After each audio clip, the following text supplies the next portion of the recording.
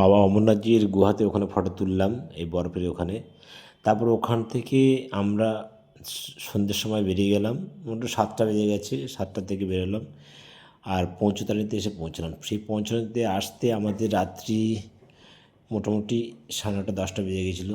তারপর ওখানে খেয়ে দিয়ে আবার টেন্ট নিয়েছি, 700 টাকা নিয়েছিল। তো যদিও আমরা পঞ্চতানিতে আসতে গিয়ে আমাদের ঘোড়া নিতে হয়েছিল, সেই ঘোড়া নিয়েছিল 1000 টাকা করে, 2000 টাকা।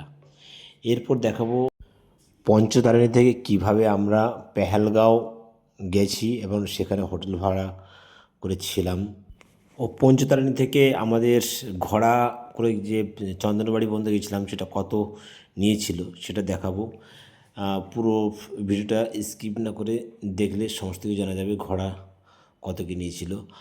আর পুরো পেহেলগাঁও রাস্তাটা পুরোপুরি দেখা যাবে, যেটা হচ্ছে অমরনাথ থেকে পুরোপুরি পেহেলগাঁও। এই রাস্তা পড়বে, পিসিটপ পড়বে, শীশনাগ পড়বে, গণেশটপ পড়বে এবং চন্দনবাড়ি।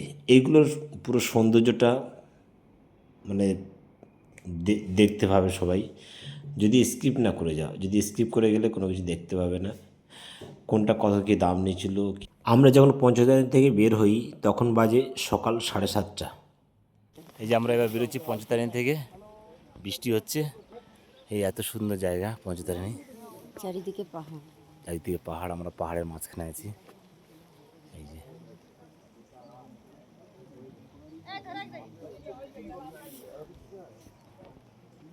পঞ্চতারিণীতে আমরা কয়েকটা ফটো নিলাম, দেখতে পাচ্ছ ফটোর উপর লেখা আছে 7:30। এটা 7:41 হয়ে গেছে রওনা। ঘোড়াওয়ালাকে ফোন করলাম, ফোন করাতে ওরা সব রেডি হয়ে গেল, আমরাও বেরোলাম। কিন্তু আমরা ভুল পথে চলছিলাম, যেটা হচ্ছে অমরনাথ যাওয়ার পথটা ধরে নিয়েছিলাম। কিন্তু আমরা তো পেহেলগাঁওর পথে যাব। আবার ঘোড়াওয়ালাকে ফোন করার পরে তারপর আবার ওখান থেকে ব্যাক করতে হলো। যদিও এই রাস্তাটা একটু ফটো ফটো তোলা হলো। ঘোড়া দাম হলো 5000 টাকা, নিয়ে যাবে পুরো চন্দনবাড়ি পর্যন্ত। এই ঘোড়ায় করে আমরা পঞ্চতারিণী যে নদীটা আছে ওই নদীটা পেরোলাম। এটা জল ফল নেই, যখন ওই বান ফান আসে তখন এই দেখা যাচ্ছে জলগুলো আসে। এইভাবে করে আমরা এগোতে থাকলাম। তারপর পৌঁছলাম পুষ্পাত্রী। সেটা 10টায় পৌঁছালাম পুষ্পাত্রীতে। এটা হচ্ছে পুষ্পাত্রী।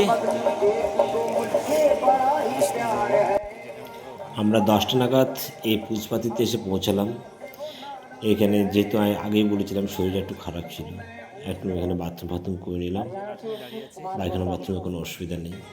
আর এখানে খাওয়ার দাওয়ার কোনো অসুবিধা নেই, পুরো অ্যাভেলেবেল খাবার। হ্যাঁ, প্রায় 101 রকমের খাবার এখানে পাওয়া যায়। সমস্ত কিছু, সব কিছু নিরামিষ, রোল থেকে শুরু করে মিষ্টি, মানে ফল, যাবতীয় সমস্ত কিছু পাওয়া যায়। এটা হচ্ছে লেখা আছে দিল্লির ইয়ে ছিল। খুব ভালো লাগলো। এখানে যত খুশি খাবার খেতে পারে, কিন্তু যদি নষ্ট না করে। এটা কেবলমাত্র অমরনাথ যাত্রী যারা, তাদের জন্য এই ভান্ডারগুলো খুলে গেছে। সম্পূর্ণ ফ্রি খাবার দাবার এবং খুব ভালো খাবার, খুব হাই কোয়ালিটির খাবার। আমরা খাবার দাবার খেয়ে এখান থেকে একটু রেস্ট নিলাম এবং দুটো ফল খেলাম। খেয়ে রেস্ট ফেস্ট নিয়ে তবে একটু ফটো ফটো তুলে আবার সেখান থেকে আবার রওনা নেওয়া শুরু করছি। এখন তোমাদেরকে দেখাচ্ছি যে কী কী খাবার আছে সেই মেনুগুলো। এত সুন্দর মেনু আর কোথাও পাবে না। এই সবাই যে রেস্ট নিচ্ছে, আমাদের মতো এরাও রেস্ট নিচ্ছে, রেস্ট নিয়ে এরাও বেরোবে। এত সুন্দর অ্যারেঞ্জমেন্ট করেছিল, সে বলে বোঝানোর মতো নয়। আর্মি দিয়ে এবং খাবার দাবার সমস্ত কিছু, পায়খানা বাথরুম, রাস্তাটা যতই পাহাড়ি রাস্তা হোক না কেন, অ্যারেঞ্জমেন্ট খুব ভালো করেছিল। না যদি আসতাম আমার তো খুবই আফসোস হতো, মানে খুবই আফসোস হতো। পুঞ্জপাতিতে অনেক ফটো তুললাম। ফটো তোলার পরে আবার আমরা রওনা দেওয়া শুরু করে দিলাম 10টা 20 নাগাদ। আমরা একটু এখানে দাঁড়ালাম, দৃশ্যগুলো শুধু দেখো। হ্যাঁ, এই যে আমাদের ম্যাডাম এখানে আছে। যেতে যেতে পাহাড়ের সৌন্দর্য একটু ফটো তুলে নিলাম আমরা। এটা হচ্ছে গণেশ টপ। এই যে পুরোটা উপরে এখন মেঘগুলো দেখা যাচ্ছে, পাহাড়টা দেখা যাচ্ছে ঢেকে গেছে এই মুহূর্তের মধ্যে। পুরোটা কত সুন্দর দৃশ্য।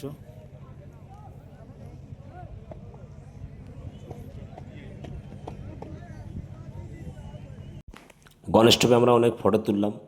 ফটো তোলার পরে কিছুটা পাহাড় ঢেকে যাচ্ছে কুয়াশাতে। তারপর আমরা শীশনাগের উদ্দেশ্যে রওনা হলাম 11:30 নাগাদ। এটা হচ্ছে শীশনাগ ঝিল। যে শীশনাগ, কালারটা আলাদা বলো। হ্যাঁ শীশনাগ ঝিল এই যে। ये पानी कलर अलग है।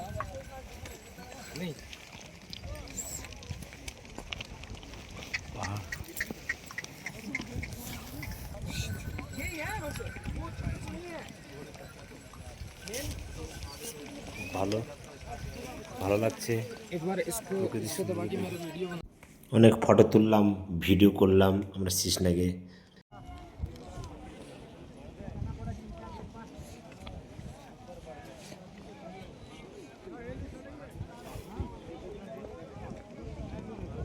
এরপর আমরা পিসিটপের উদ্দেশ্য রওনা হলাম। পিসিটপ শীশনাগ থেকে পিসিটপ যাওয়ার রাস্তায় এই জজিওয়ালটা পড়ে, এত সুন্দর এই যে ঝর্ণা। এখানে আমরা ফটো তুললাম, ভিডিও করলাম।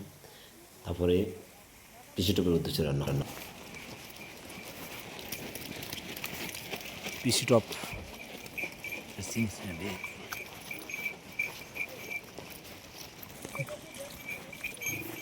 বেশিরভাগ লোক পেহেলগাঁও হয়ে চন্দনবাড়ি হয়ে ওঠে অমরনাথে এবং বালটাল হয়ে নামে। আমরা উল্টো যাচ্ছি, আমরা হচ্ছে বালটাল হয়ে উঠলাম এবং পেহেলগাঁও হয়ে নামবো। তাই রাস্তাটা অনেকটাই ফাঁকাই আছে।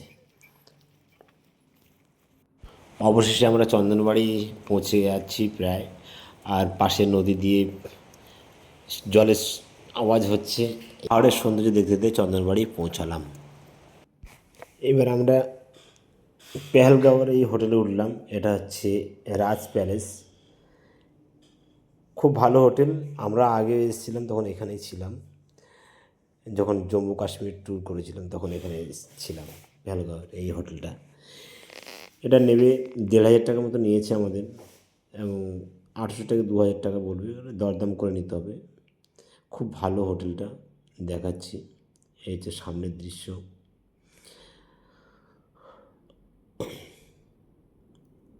বাথরুমটা দেখালাম না। এই যে আমাদের বিছানাপত্র সব এইভাবে অগোছালো হয়ে আছে, ব্যাগপত্র গোছানো আছে। এই হচ্ছে সামনে পেট্রোল পাম্প আছে, তার ঠিক অপোজিটে। তার পাশে ট্যাক্সি স্ট্যান্ড আছে, যেখান থেকে আমরা যেমন গেছি, মানে ওখান থেকে আমরা যাব শ্রীনগর যাব। এরপরে এটা পরের পর্বে দেখাবো।